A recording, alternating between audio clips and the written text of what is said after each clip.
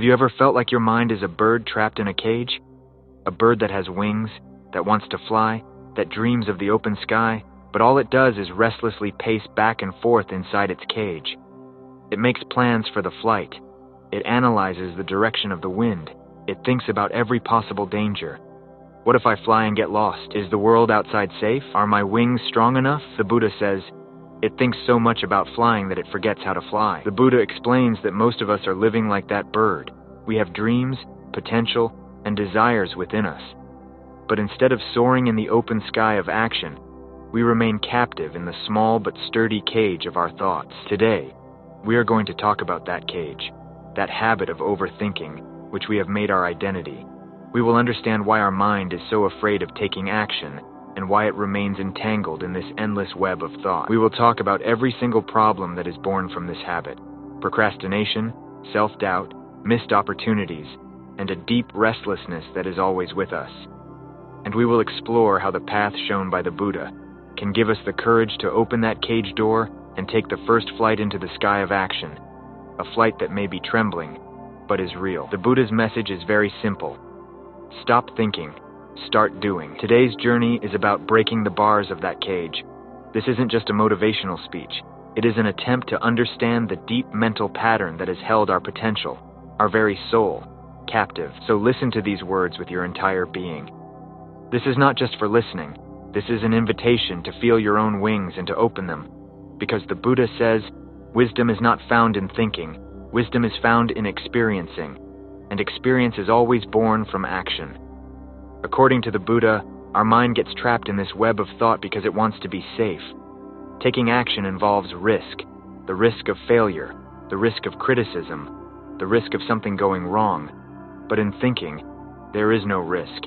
You can build a magnificent palace in your mind, and no one can tear it down. The Buddha explains, our mind is like a cowardly strategist. Before ever stepping onto the battlefield, it wants to fight the entire war 1,000 times in its own head. It wants to be prepared for every negative possibility. And in this endless preparation, the right moment to fight simply passes by. Let's look more deeply at the invisible chains that force us to think and stop us from doing. The first and strongest chain is the illusion of perfection. We think, I will start when I have a perfect plan. I will launch when my product is absolutely perfect. The Buddha says, this perfection is a lie, like a horizon that is always receding. You can never reach it. According to the Buddha, this is just a very beautiful and intellectual excuse for procrastination. You are not waiting for the perfect plan. You are actually avoiding action because you are afraid of failure. The second chain is self-doubt. Can I really do this? Am I worthy of this? The Buddha explains, this voice is made up of our past experiences, the criticisms of others, and our own insecurities. It tells you that it's best to stay inside the cage. The Buddha says, you cannot silence this voice by fighting with it. You can only prove it wrong by taking action, by taking small steps. Every small action makes the voice of that critic a little quieter. The third chain is fear of the outcome. We are not afraid of the action itself.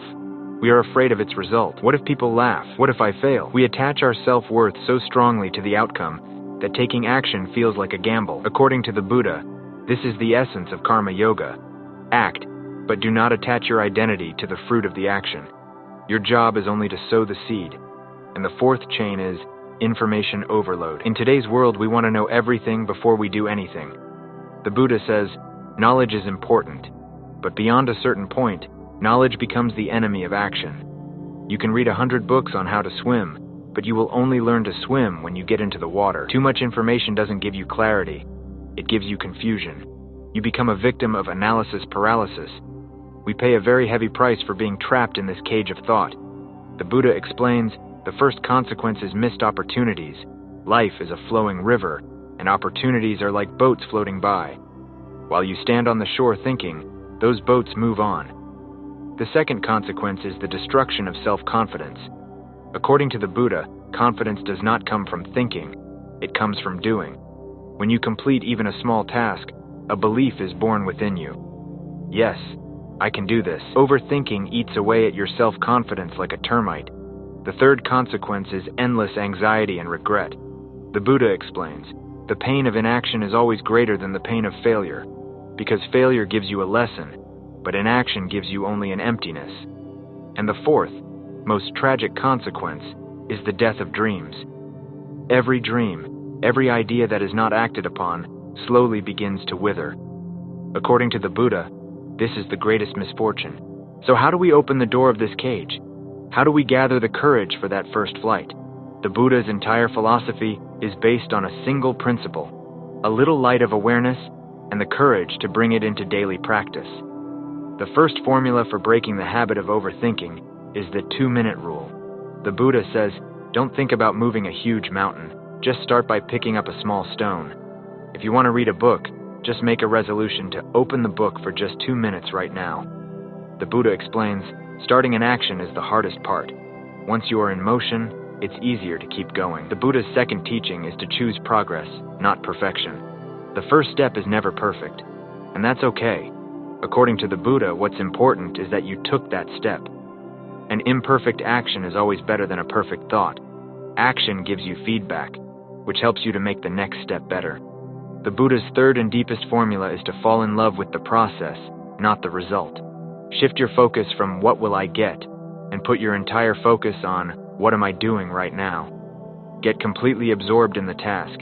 The Buddha says when you learn to find joy in the process itself, the fear of the result disappears. There is a beautiful Zen story.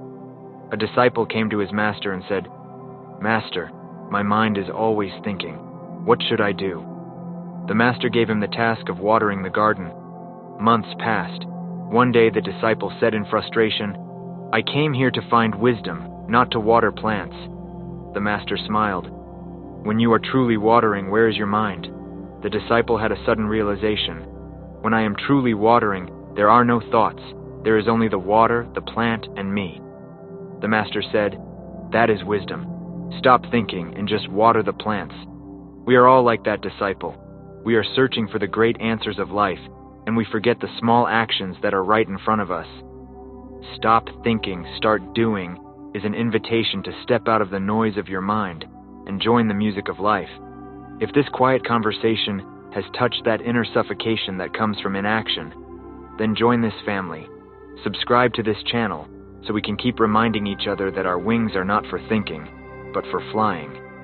And today, go to the comments and make a powerful resolution. This will be a declaration to your own mind and to the universe that you are now ready. Right, I will not think, I will do. Because according to the Buddha, the secret of life is not found in thoughts.